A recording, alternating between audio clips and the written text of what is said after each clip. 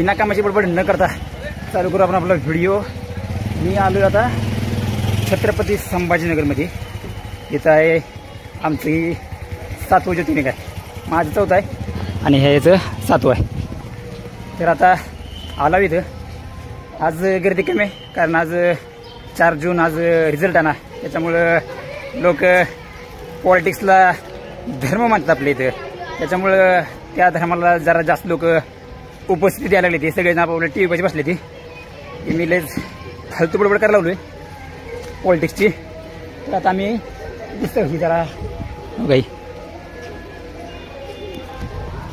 बाहेरनं दिसले, आता आम्ही बाहेरून बघतो अजून कसं दिसतंय।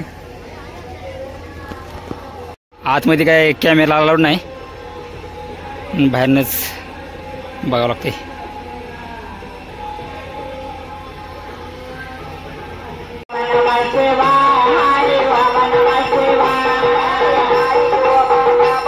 इथं घृष्णेश्वराचं मंदिर आहे आणि जे तिकडे दिसतं ना एकदम टोकाला जावा ते कैलास मंदिर आहे, त्याला इकडून जावं लागतं। इथनं रस्ता आहे, ते मी मागच्या व्हिडिओ तुम्हाला सांगितलेला आहे। इथं काय श्री एकनाथी भागवत ग्रंथ ह्याच्यावर ठेवला काय दिसतं का चांगलं ग्रंथ आहे। आतमध्ये ते मंदिर आहे दुसरं, आपण तिकडून आलतो मग असं आलता इकडं, आता आपलं तिकडे जायचं आहे। गर्दी आहे इकडं।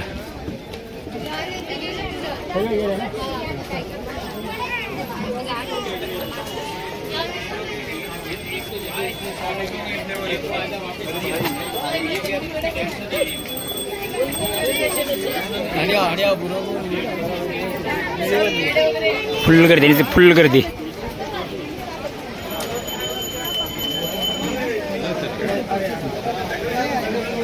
इथं सगळे प्रसाद घ्यायचं, इथनं बाहेरनंच बंद करतील कॅमेरा मोबाईलवर बंद म्हणून। तोपर्यंत आपण ऐकलं का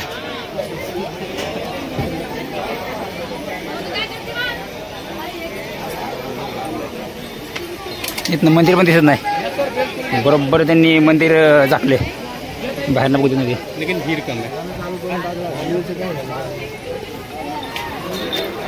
कमी गर्दी असताना एवढं दृश्य दिसतंय, जास्त असलं तर दिसेल इथं तर काय सुद्धा दिसत नाही। नाही नको नको